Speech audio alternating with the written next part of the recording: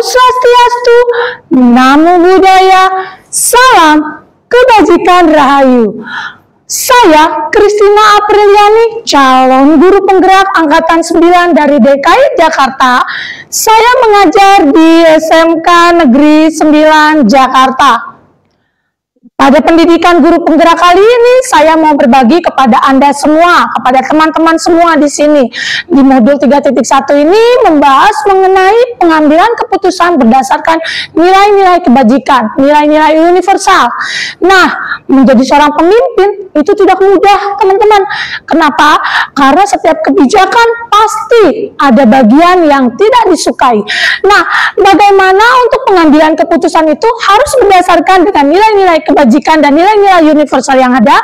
Untuk itu, ketika mengalami dilema etika dan rujukan moral, maka seorang pemimpin harus merangkul teamworknya dan mengambil keputusan dari berbagai sisi, sehingga pada akhirnya setiap stakeholder yang ada di sekolah itu mendapatkan sebuah kebijakan yang baik. Dan untuk itu, untuk kita semua di sini, kita pasti menjadi seorang pemimpin. Yakin itu. Kenapa? Karena guru adalah pemimpin kelas. Karena guru adalah pemimpin pembelajaran untuk siswa-siswanya. Di mana kita berfokus untuk berpusat pada siswa dan memberikan yang terbaik untuk siswa, kita sudah menjadi pemimpin yang terbaik untuk sebuah pengambilan keputusan yang juga pasti akan baik, bertujuan untuk siswa kita semua. Salam guru hebat, salam guru Indonesia.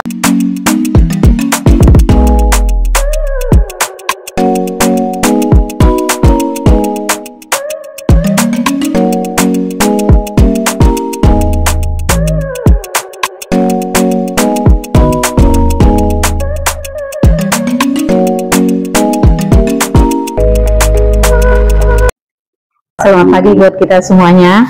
Mohon maaf ini Pak ya, kita mengganggu karena berhubung kita ada tugas dari calon guru penggerak, khususnya di bagian pengambilan keputusan ya Pak ya.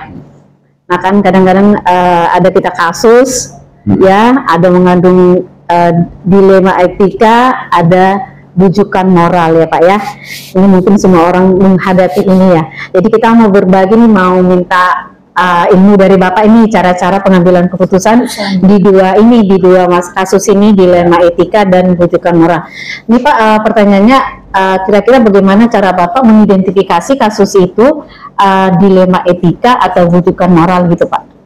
Iya, baik, terima kasih. Selamat pagi semuanya. Memang di setiap instansi, setiap organisasi itu pasti ada, apalagi berkaitan dengan pimpinan menghadapi masalah-masalah yang ada, terutama misalkan di sekolah ya. Berkaitan dengan dilema etika dan rujukan moral itu, kita akan mengetahui ada peraturan, ada etika, kadang tidak sejalan. Menurut peraturan seperti apa, menurut etika seperti apa. Memang kita ini orang timur itu mengedepankan etika, jadi mengedepankan etika tapi tidak bertentangan, dengan peraturan perundang-undangan. Contoh aturannya seperti apa, menurut etika seperti apa. Contoh kasus sedikit, misalkan kita dalam rapat penentuan kenaikan kelas. Contoh kecil itu, penentuan kenaikan kelas, misalkan secara aturan ini anak misalkan alfanya 6. Misalkan kita udah menentukan ya peraturan akademi itu kalau anak alfanya 6 nggak bisa naik kelas, gitu kan. Ini anak nilainya misalkan kurang. Nah, terus ada berbagai macam masukan. Pak, ini anak yatim, Pak, ini anak ini, Pak, ini anak berbagai itu. Jadi antara misalkan apa namanya aturan yang ada dengan kasihan di situ ada. Contoh kecil itu kan, contoh kecil. Akhirnya ya karena kita berdasarkan musyawarah mufakat, rapat dewan guru namanya juga, maka kita ambil oke lah kalau begitu ini anak bisa naik dengan catatan apa kan gitu. Nah ini salah satu contoh kecil apa namanya yang kita hadapi. Nah itu secara misalkan dengan peserta didik. Yang kedua ini Pak, nah tadi sudah banyak penjelasan Bapak, sebenarnya Bapak ini udah menjawab sebenarnya di sini. Ini nggak apa-apa sih Pak. Ini bagaimana Pak menjalankan keputusan di dalam sekolah apabila kepentingan itu kepentingan dua ada benar-benar. Ya. Kadang-kadang ada ya bagaimana cara kita mengambil keputusannya apabila mempunyai kepentingan dua. Ini benar-benar dan mengandung nilai-nilai kebajikan gitu. Ya. Berhadapkan dengan dua kasus yang benar-benar gitu. Baik. Jadi kalau hal ini kita tentu ambil skala prioritas. Iya. Skala prioritas, mana yang lebih penting, mana yang lebih utama, dan efeknya mana yang lebih besar. Itu, jadi seperti itu barangkali ya. Iya, Pak. Jadi kita ambil skala prioritas yang menyangkut kepentingan yang lebih banyak. Misalkan DPP-nya tipis-tipis gitu ya, tapi tetap aja karena kita harus mengambil keputusan nggak bisa laksanakan dua-duanya misalkan ya. Nah, berarti kan salah satu. Di situ ambil yang skala prioritas akan menjadikan efek yang lebih besar di dalam organisasi itu, dalam sekolah itu, kemudian bukan kepentingan yang memang lebih besar kepentingannya untuk umum, khususnya stakeholder yang ada di sekolah ini. Terus kalau langkah-langkah atau prosedurnya gimana, Pak? Ya, kita kan punya aturan akademik, punya SOP, jadi standar operational procedure di semua lini. Contoh di guru BK, kalau ada kasus ini seperti apa, misalkan ya, kalau misalkan di kepegawaian, kalau lewat seperti ini, harus seperti apa. Nah, ikuti itu semua. Itu langkah-langkahnya seperti itu. Oke, baik Pak, terima kasih Pak. Iya, selanjutnya untuk pada saat pengambilan keputusan terhadap kasus-kasus dilema etika ya Pak ya, itu hal apa saja sih yang Bapak lakukan dan anggap itu efektif gitu? Biasanya kan dalam dilema etika itu suka ada gap ya Pak, artinya adalah hal yang bertentangan sama kita gitu. Ya, jadi yang pertama tentunya setelah adanya sebuah ibaratnya kasus ya, ibaratnya dilema itu ibaratnya kasus. Kita identifikasi dulu, kita cross check dulu. Kan yang namanya pimpinan pasti laporan itu banyak. Dari A, dari B, dari C dan segala macam gitu ya. Jangan asal langsung ditelan, tetapi cross check terlebih dahulu. Tanya dulu kepada pihak-pihak yang menurut kita itu dia bisa tahu atau dia mungkin mengetahui sedikit tentang hal itu. Nah, setelah itu kita, saya misalkan itu tidak mengambil keputusan sendiri, tidak. Tetapi kan kita di sekolah itu kan tim, bekerja dengan tim, ada tim manajemen, kemudian ada dibantu di bagian tata usaha, kebagian segala macam. Artinya dengan teman-teman tim itu kita bermusyawarah bagaimana caranya supaya hal ini bisa terselesaikan, bisa terpecahkan masalah-masalah tersebut, begitu. Sebab apa? Ya namanya pemikiran sendiri dengan beberapa orang banyak itu pasti beda. Dengan adanya masukan dari A, masukan dari B, masukan dari C, itu kita akan membuka jalan yang terbaik untuk pengambilan keputusan. Oke, untuk dalam pengambilan keputusan itu biasanya tantangan yang selama kepemimpinan Bapak di dalam sekolah itu boleh berbagi nggak Pak? Maksudnya tantangan yang Bapak hadapi apa? Seperti itu dalam pengambilan keputusan. Yang tadi itu yang dari awal itu kita kan ada berbagai macam kepentingan. Itu tantangannya. Iya, berbagai macam kepentingan. Ini kalau kita laksanakan ini, bagaimana yang ini? Kalau kita ambil yang ini, bagaimana yang ini? Kan gitu. Makanya kan dari situ kita saring dulu. Terutama kalau misalkan mau ngambil keputusan A, B, nanti efeknya seperti apa? Ya contoh kecil misalkan. Saya datang ke sini, tanya, jadi ada learning management system nggak? LMS? Belum Pak, kita di sini baru pakai yang biasa, yang umum-umum aja, tidak ada maksudnya satu LMS yang kita pakai secara utuh gitu ya. Nah, akhirnya kan oke lah kalau begitu saya ambil keputusan untuk menggunakan salah satu dari LMS tersebut. Pada saat penerapannya ada aja kan, yang ini begini, akhirnya ya terjadilah kendala seperti kemarin. Nah itu salah satu yang sudah pernah saya ini di sini gitu ya. Akhirnya kan Pak begini, oke, mendengar A, mendengar B, mendengar C gitu kan. Ya udah sekarang begini saja kan begitu. Kita ambil jalan tengah biar semuanya selamat. Nah belajar, kemudian proses ujian, proses segala macam terlaksana dengan baik, guru juga tidak terbebani. gitu. Terima kasih ya. Baik Pak, terima kasih. Pertanyaan dari saya, apakah dalam pengambilan keputusan ini ada dalam menyelesaikannya Bapak ada jadwal tertentu atau langsung hari H itu juga Bapak selesaikan? Melihat dari urgensinya, Bu. Kalau kita bikin ini ada masalah gini kan, kita buat jadwal dulu. Kapan kalau begitu? Ya, jadi kita urgensinya dulu gitu ya. Kecuali misalkan ini ada beberapa hal ini berkaitan dengan program misalkan. Oh ini begini. Waduh, bagaimana ya?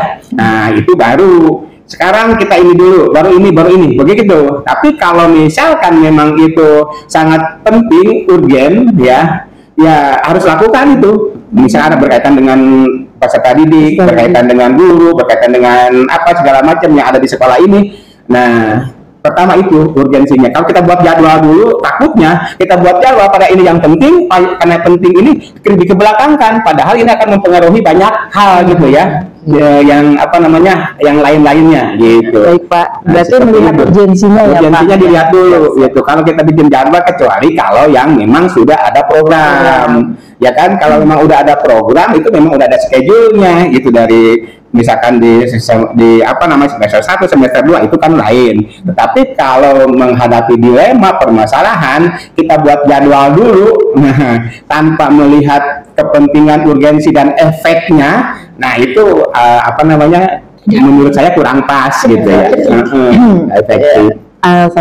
Ada lagi Pak pertanyaan dari saya, adakah seseorang atau faktor yang membuat Bapak itu jadi mudah dalam hal pengambilan keputusan di kasus dilema etika? Mungkin Bapak punya asisten pribadi atau bisikan spiritual gitu. Kalau seperti itu enggak. Tidak. Ya, kalau seperti ini enggak, makanya saya bilang tadi, ini kerja kita kerja tim. Artinya kalau saya permasalahannya dengan guru, masalah kurikulum, pasti ke wakil kurikulum. Kalau saya ini permasalahan kesiswaan, urusan misalkan apa namanya kaitannya dengan siswa, ya ke wakil kesiswaan. Kalau saya masalah hubungan masyarakat, industri segala macam, wakil rumah, maka tim itulah yang akan bekerja bareng-bareng gitu kan. Jadi bukan, kalau asisten pribadi yang nggak ada, ya asisten saya semua orang ya. Semua orang pertama ya, yang pertama itu di tim manajemen dulu, ya kan, itu yang lebih mudah. Artinya di suatu saat bisa kan ada silakan kita briefing sekarang ya, itu hadir semua. Dan benar pada saat itu ada di sekolah semua, tidak ada dinas luar ya, gitu. Nah kalau misalkan kita untuk yang lain-lain memang ada jadwalnya, pertemuan dengan guru ada jadwal, pertemuan dengan ada jadwal gitu kan. Tapi kalau memang ada urgensi, maka bisa kita jadwalkan lebih cepat. Barangkali begitu. Berarti ya, kerjasama tim ya Pak? Nggak ada. Berarti kerjasama tim dan tim manajemen khususnya ya Pak ya. Tapi berarti pengambilan keputusan semua tim itu bermusyawarah mufakat Pak? Kalau urgensinya misalkan ini sangat harus cepat, kita langsung ke orang yang bisa membantu. Itu adalah bagian apa gitu ya, dari berbagai bagian ini. Nggak perlu, bukan semuanya perlu. Nah tapi kalau seandainya memang ini ada jeda waktu dengan banyak orang yang memberikan masukan, akan lebih bagus. Tapi misalkan begini, tuh di sana ada kejadian ini berkaitan dengan siapa ini? Oh dengan kesiswaan, langsung panggil kesiswaan, langsung panggil TPPK kan begitu. Nah itu gitu ya. Itu. Akhir Pak, dari semua hal yang telah Bapak sampaikan sangat menarik. Pembelajaran apa sih yang Bapak bisa petik dari pengalaman Bapak saat pengambilan keputusan dilema etika ini? Jadi ya sebenarnya sih dari sejak kita awal aja, sejak kita jadi guru juga pasti ada Bu.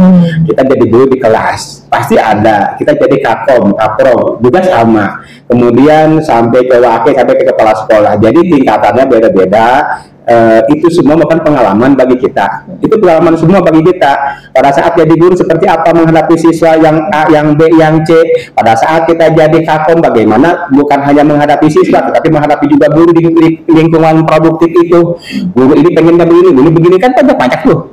Kalau si ini dikasih jamnya ini, wah bagaimana sih gitu kan? Itu mentang-mentang dia dekat sama yang ini, apa yang dia minta dikasih kan begitu. Nah itu tadi lima itu mengambil keputusan, itu pengalaman. Meningkat lagi jaga wakil kurikulum misalkan ya, di wakil kurikulum guru siapa, saya ini kondisi begini Pak, kalau saya ngajar siang begini, kalau saya ngajar pagi begini Pak, hal gitu kan ada itu. Kalau si A dikasih, bagaimana yang si B? Nanti si ini datang dikasih yang si B, sudah semuanya minta, gitu kan. Terkecuali saya punya pengalaman gini, waktu saya kurikulum, si A itu punya penyakit jantung, dia nggak bisa ngajar di lantai 2, lantai 3 lantai 4, bidan mesti harus di bawah, gitu kan.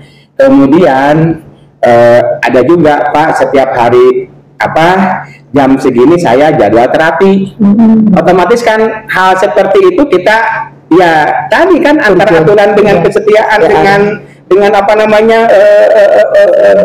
kasihan dengan teman gitu kan. Nah di situ kita pertimbangkan. Tetapi kalau ada ya secara kasar nih ada guru yang lain, Bapak kalau misalkan Pak si itu bisa begini, si itu bisa kosong tengah jam ini buat terapi, kok saya enggak, Bapak mau sakit jantung kayak kasar itu kan ngomongnya. Iya, artinya begini, tepok seliro antara temennya itu, oh iya harus ngerti sebenarnya apa yang kita ambil keputusan kita begitu mengiyakan satu orang itu harusnya iya. Kayak kita sama anak nih, Pak itu kok situ nih boleh ya anak ABK kan, yang ini enggak, kamu mau jadi anak ABK. Itu kasar kan bahasanya ya. Tapi kita jangan ngomong begitu, tapi kita ngomongnya harus bagaimana supaya dia mengerti ini kondisinya begini, maka kita kabulkan demi kebaikan semua. Contoh, kalau guru itu naik ke atas nggak bisa ngajar, enggak dia nggak ngajar, dia di ruang guru, kemudian nanti kasih tugas, kan rugi anak juga. Tapi kalau misalkan anak dipindahkan ke bawah, guru ada di bawah, gurunya ada di kelas, kalau ada nanya dia ada anak yang nanya dia jawab kan begitu, daripada itu tinggal kelasnya. Itu kan baik buat semuanya. Itu Bu. Terima kasih Pak untuk jawabannya, luar biasa. Siswa ya, enggak untuk semuanya. Untuk semua. Untuk semua kebaikan semua. Kebaikan semua. Ini tadi saya contoh kalau kita guru ke siswa. Contoh kalau kita guru kakom dengan guru-guru. Contoh kalau kita wakil misalkan dengan guru dan yang lainnya. Kalau kepala sekolah juga sama. Ini yang si A ini begini datang ke kepala sekolah kan. Pertimbangannya bagaimana ini ya udah akhirnya kan kita juga ngobrol lagi dengan yang berkepentingan siapa, apakah ke kurikulum, apakah ke kesiswaan, apakah ke humas kan begitu. Contoh saya mengambil keputusan bahwa untuk pembimbing PKL sekarang guru yang ngajar di kelas yang bersangkutan. Kenapa pertimbangannya ini oh iya nah. Oke, terima kasih ya Pak ya, kami sudah menyita waktu Bapak. Kami udah banyak pengalaman dari Bapak kan dari guru, dari wali kelas, dari kakak, wakil, kepala sekolah. Ya memang ngambil keputusan itu kadang-kadang susah ya Pak, yang harus banyak pertimbangan dan harus kalau yang kita bilang pertimbangan, ada fakta, ada segala macam. Jadi ya semoga dengan berbagi ilmu dari Bapak, kami juga nanti bisa semakin mampu mengambil keputusan mengambil keputusan tidak untuk kepentingan pribadi tapi untuk kepentingan semuanya orang. Terima kasih ya Pak. Semoga Bapak sukses dalam kepemimpinannya. Sama-sama, semuanya sukses. Apalagi dari guru penggerak bergerak menggerakkan, apalagi bergerak menggerakkan ya, itu harus begitu. Ya jangan putus. Saya udah lulus guru penggeraknya nyantai gitu kan gitu ya. Langsung aplikasikan. Terima kasih ya Pak ya.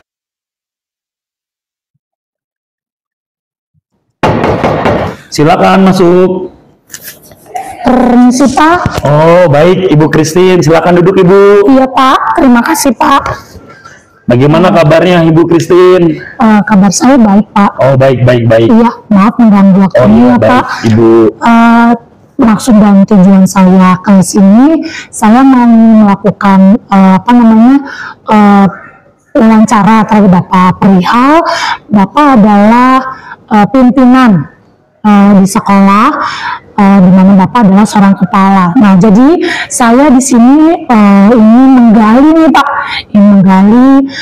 bagaimana pengambilan keputusan itu.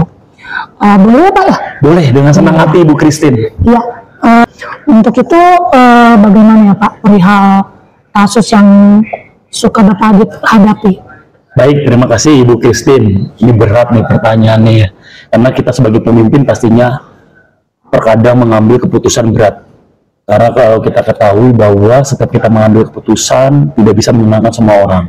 Dan kita di sekolah pastinya institusi moral memiliki beban yang luar biasa pastinya. Karena kita di sini ada warga sekolah, ada guru, ada siswa. Setiap keputusan yang kita ambil pasti ada pro dan kontranya. Kita tidak bisa bilang semua yang kita putuskan adalah yang terbaik.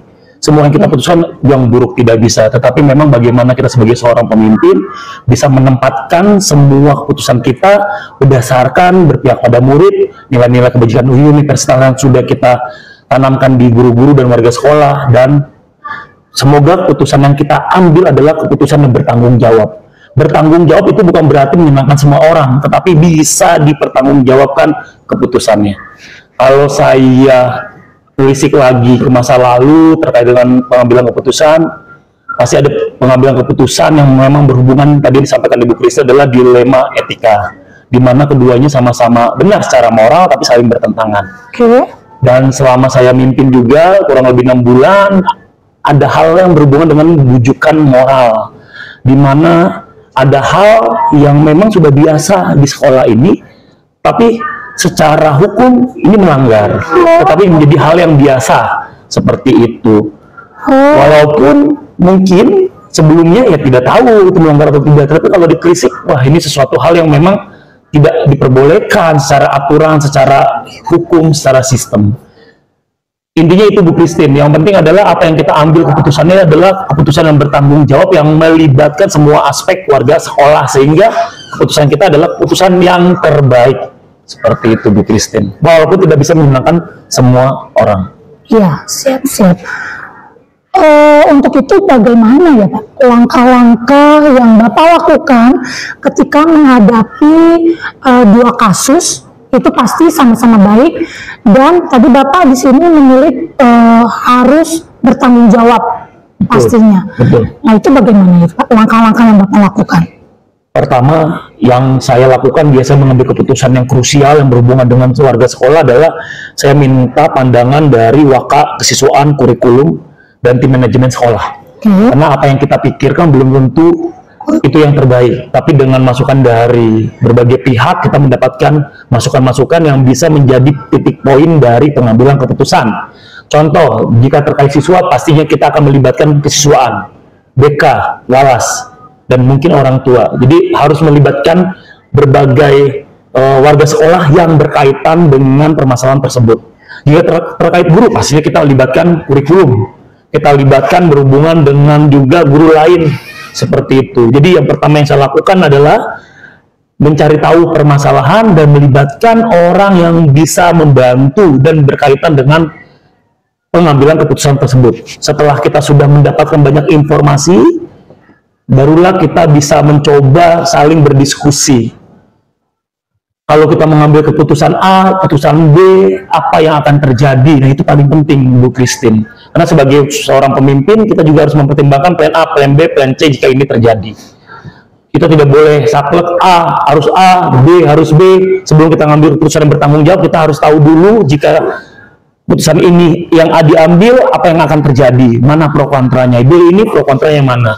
Setelah itu kita baru menelusuri dari sisi nilai di dalam diri kita. Nah, setelah kita sudah dapat informasi banyak dari semua orang yang terlibat, kita tahu plan A, plan B, kita masukkan lagi. Apakah berpihak pada murid, ataukah ada nilai kebajikan yang dilanggar, apakah keputusan kita adalah bertanggung jawab. Setelah itu, pastinya kita akan ambil kesimpulan yang ujung-ujungnya adalah keputusan akhir. Keputusan akhir tidak sama sekali bisa menyenangkan semua orang, tapi mudah-mudahan dengan tahapan itu bisa menjadi keputusan yang bisa dipertanggungjawabkan secara moral. Seperti itu, Bu Christine. Luar biasa Pak. Untuk menghadapi kasus dengan jenis dilema etika nih Pak, secara efektif pengambilan keputusannya seperti apa ya yang Bapak lakukan? Kalau kita bicara di dilema etika berarti kan ada benar-benar secara moral tetapi itu bertentangan. Nah itu yang paling penting ya Bu, benar-benar bertentangan. Kalau ada kasusnya dulu di sekolah saya jelas sekali ada guru yang memang secara mengajar kurang bagus secara kelompok, tetapi dia disukai dengan cara mengajar ceramahnya oleh anak-anak, sehingga nilai anak-anak fisika, bayangin fisika yang jadi momok bagi sekolah lain kan jadi bagus. Tetapi ada hal-hal yang memang sikapnya bagaimana dia bersikap pada teman sejawat, ke anak-anak. Contoh ada ngomong hal-hal kamu bodoh misalkan, tapi anak-anak udah memaklumi itu. Kan sudah biasa, tapi saya ngerti sama dia Pak gitu. Jadi dia ada pemakluman di situ. Itu kan dilema etika ya. Jadi ada apakah dia akan dikeluarkan dengan keputusan yayasan ataupun dipertahankan. Secara etika kan sama-sama benar. Kalau dikeluarkan ya benar karena dia sudah melanggar banyak aturan. Tapi jika tidak dikeluarkan juga benar karena kita lihat sisi baiknya. Nah, itu adalah dilema etika Bu Ipin. Jadi sama-sama benar secara moral tetapi bertentangan. Nah, kalau kita bicara itu berarti memang kita harus benar-benar melihat dari paradigma yang kita ambil. Apakah memang paradigma yang kita ambil itu bisa saling memperkuat atau tidak? Seperti itu Bu Christine. Biasa kalau contohnya kalau kita ngambil sesuatu A, bisa jadi kita mengambil ini karena kita menaati aturan. Tapi di satu sisi kita ngambil B karena kita kasihan dengan dia, karena dia itu tulang punggung keluarga. Nah, hal-hal itu yang bisa menjadi dasar fondasi kita untuk mengambil keputusan. Tidak ada yang benar atau salah. Karena pada saat Bu Christine menjadi kepala sekolah juga pasti bisa jadi keputusan Bu Christine beda. Tapi yang kata kunci adalah kita sudah melalui berbagai hal sehingga keputusan yang kita ambil adalah keputusan yang dapat dipertanggungjawabkan. Seperti itu Bu Christine. Iya, itu perihal kasus yang dilema etika ya. Iya, betul. Nah, untuk tantangan yang dalam sama Pak Baga ketika pengambilan sebuah keputusan itu apa ya Pak? Biasanya jika kita berkaitan dengan keputusan baik guru ke siswa, ya pengambilan keputusan guru dan siswa, biasanya tantangannya adalah kalau guru itu sendiri, kalau siswa itu orang tua. Maksudnya kadang-kadang warga sekolah itu tidak melalui pemikiran yang bukan saya bilang bukan matang ya, tapi panjang seperti kita. Seakan-akan apa keputusan kita langsung dianggap salah ataupun benar. Padahal kalau kita mengambil keputusan itu bukan salah dan benernya, tetapi apa yang kita putuskan apakah bisa dipertanggungjawabkan. Apakah keputusan kita itu pada saat ditanyakan kita bisa memberikan alasan yang tepat, alasan yang memang menurut kita ini tepat, seperti itu. Jadi kadang-kadang batas sandungan ataupun tantangannya adalah saat kita mengambil keputusan pada pihak yang memang kita ambil keputusan ataupun orang yang di sekitarnya. Contoh kalau kita ambil keputusan tentang siswa ini tidak naik, tantangannya adalah yang berat adalah omongan tentang orang tuanya, betul ya? Iya, betul. Kalau tidak puas orang tuanya pasti bisa ngomong ke sana, ke sini, ke sana, ke sini, akhirnya jadi bola liar, padahal bukan seperti itu. Jadi orang itu sendiri yang terlibat ataupun orang sekitarnya biasa itu menjadi batu sandungan yang luar biasa Bu Christine. Luar biasa, terima kasih Pak untuk ilmu dari seorang pemimpin Bapak. Dan untuk jadwal tertentu nih, itu ketika Bapak menghadapi keadaan Bapak harus memberikan sebuah keputusan, itu Bapak sendiri sebagai seorang pemimpin mengkhususkan diri untuk menyepi terlebih dahulu gitu, atau Bapak langsung mengambil keputusan dengan setiap analisa-analisa yang mungkin Bapak lakukan kelola gitu. Baik, terima kasih. Nah, ini beda mungkin ya Bu Christine, kalau saya itu tergantung kasusnya. Kadang memang ada suatu kasus di etika yang bisa langsung spontan saya putuskan. Tapi ada juga ada juga yang memang benar-benar saya bukan menyepi, tapi saya bercerita kepada tim manajemen. Jadi lebih pada kalau memang ada yang benar-benar etika, wah ini sulit sekali, pasti saya bercerita ke tim manajemen ataupun yayasan. Dengan banyak kepala pastinya bisa banyak pertimbangan yang bisa kita ambil keputusan bertanggung jawab. Saya bukan tipe orang yang menyepi ataupun apa, lebih kepada kalau keputusan yang bisa diambil itu contoh bujukan moral. Kalau sesuatu yang memang berhubungan dengan hal yang korupsi ataupun mengambil bukan hak kita, itu udah pasti tidak usah babi bu, langsung kita tolak. Cuman kalau berhubungan dilema etika, rata-rata itu saya akan mempertimbangkan dengan ngobrol, diskusi dengan teman-teman yang lainnya. Gitu Bu Christine. Oke, luar biasa Pak. Saya semakin tergali nih dari setiap pengalaman yang Bapak lakukan sebagai seorang pemimpin. Untuk pertanyaan selanjutnya Pak Baga, mungkin ada faktor-faktor yang mempermudah Bapak enggak untuk mengambil keputusan? Baik. Kalau ada itu boleh di-sharingkan Pak, gimana? Baik. Terima kasih Bu Christine. Biasa faktor yang mempermudah saya itu adalah faktor-faktor yang berhubungan dengan nilai-nilai kebajikan yang sudah ada tertanam di dalam sekolah. Itu yang kadang-kadang mempermudah. Jadi ada hal yang memang harusnya sudah jelas, secara nilai kebajikan ya sudah jelas seperti itu. Jadi faktor-faktor itu ada, yang pertama adalah faktor yang mempermudah nilai-nilai kebajikan sudah tertanam di sekolah. Yang kedua, terkadang faktor yang mempermudah itu adalah tim manajemen saya, karena tim manajemen itu biasa membantu memberikan masukan-masukan membangun sehingga pengambilan keputusan saya bisa bertanggung jawab. Seperti itu. Orang-orang sekitar. Tapi sejauh ini dalam kepemimpinan Bapak belum pernah menghadapi ada gap ya Pak antara Bapak mungkin dengan tim manajemen yang Bapak bentuk gitu ya?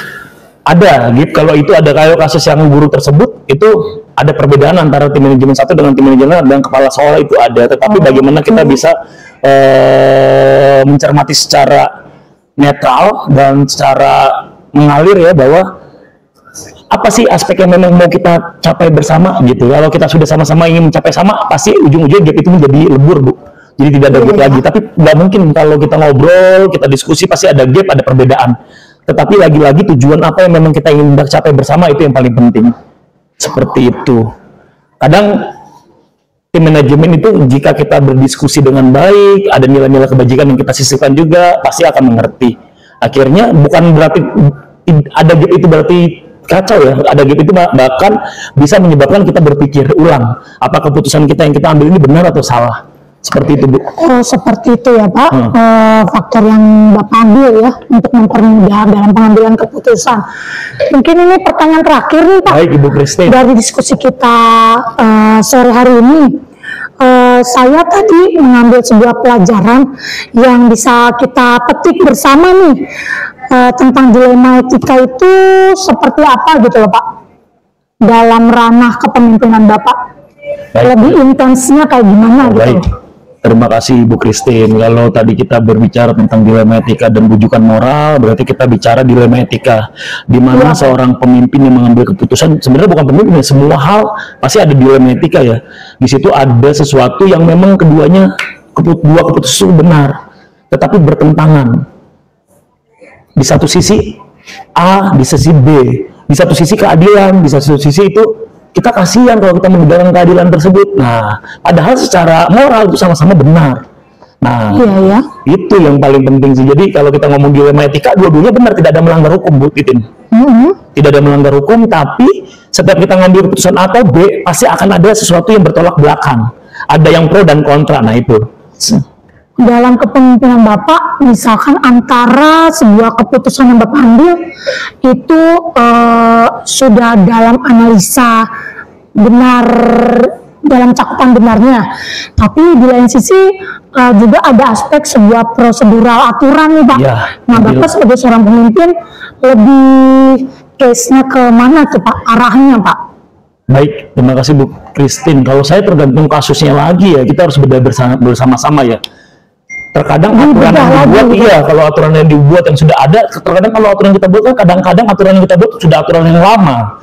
Kadang-kadang kalau ada kasus, barulah kita kuat, aturan ini benar atau tidak, kan gitu ya, terjadi atau tidak. Nah, kalau saya lebih kepada kasus by kasus case by case, jadi tergantung kasusnya. Bisa jadi kita benar-benar harus menaati aturan 100%. Bisa jadi kita juga kesulitan menaati 100% aturan tersebut. Akhirnya ada hal-hal yang memang bisa kita kembangkan, bukan jadi memang ada hal yang akhirnya kita tidak sesuai aturan, tetapi memang kita luruskan. Contoh ya Bu Christine ya, yang sering di sekolah saya ya, dilemanya adalah tidak memperbolehkan anak menggunakan motor. Padahal kan jelas ya, anak-anak di usia di bawah 17 kan tidak ada memakai SIM, tetapi orang tuanya sudah menyetujui. Sekolah sudah pernah bilang tidak boleh sama sekali, ditutup. Ujung-ujung apa yang terjadi? Mereka akhirnya diparkir liar. Itu hal-hal yang itu kan melanggar. Akhirnya kita kasih tahu lagi yang penting menggunakan helm. Iya, malah berbahaya. Ada beberapa yang memang akhirnya dia nyimpen di sini, tidak terkontrol. Ada yang pernah ketangkep ini, akhirnya kita nggak ketangkep. Kita nggak tahu, lupa Bu, dia parkir itu di situ. Jadi akhirnya tidak terkontrol, Bu. Akhirnya kita baca lagi, ya benar memang. Tetapi kadang-kadang mereka itu berhubungan dengan money atau uang. Kalau mereka menggunakan jalan kaki, jauh. Kalau menggunakan transportasi umum, susah dan lebih mahal. Jadi ada banyak hal-hal yang terkait dengan itu. Akhirnya ada aturan-aturan memang kita sesuaikan. Harus menggunakan helm baik yang di depan ataupun di belakang. daripada umpet-umpetan. Di semua sekolah kan pasti tidak ada yang setuju dong pakai helm, tidak ke sekolah karena dia tidak punya SIM, betul ya? Tapi ujung-ujungnya memang ada yang ngumpet-ngumpet. Nah itu yang mau kita data dulu, kita ngobrol dulu. Jadi ada banyak hal yang secara aturan itu salah, tapi kita coba telisik lagi. Yang pasti yang paling penting Bu Christine sudah disetujui oleh semua pihak, kita sudah sosialisasi. Kadang-kadang yang kita bilang gini, ada aja pihak yang nggak setuju, saya Pak harus ini, nah baru kita bisa ini lagi. Seperti itu. Tidak setuju itu didiskusikan lagi. Jangan-jangan yang kita putuskan bisa jadi salah. Makanya bukan benar atau salah. Kadang-kadang keputusan yang kita ambil bisa dipertanggungjawabkan, tapi ternyata pada saat jalan salah. Bisa. Ini kita perbaiki. Jadi jangan merasa semua keputusan harus benar. Nggak ada satupun pemimpin yang bisa begitu, tidak ada. Suatu saat ketahuan, ternyata kita salah, kita perbaiki, minta maaf, perbaiki. Ya, luar biasa. Saya banyak dapat ilmu dari hasil wawancara ini, Pak. Berkah untuk Pak Bagala ya. Langgeng dalam kepemimpinan dan selalu bijak. Terima kasih untuk waktu dan atensi yang Bapak berikan. Dari hasil wawancara ini saya dapat banyak pemahaman nih Pak, bagaimana saya bisa mengambil atau menyerap pengalaman dari kepemimpinan yang sudah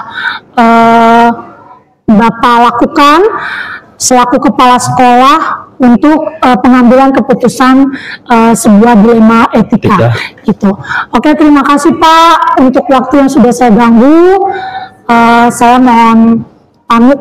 Baik, terima kasih Bu Christine, sukses semuanya. Semoga apa yang kita pelajari bersama, sama-sama belajar, bisa menjadi bekal untuk kita bersama menjadi pemimpin, karena Ibu Christine calon pemimpin masa depan. Terima kasih Bu Christine. Baik, Pak. Salam. Silakan masuk. Permisi Pak. Oh baik, Ibu Christine, silakan duduk Ibu. Iya Pak, terima kasih Pak. Bagaimana kabarnya Ibu Christine? Kabar saya baik Pak. Oh baik. Iya, maaf mengganggu waktunya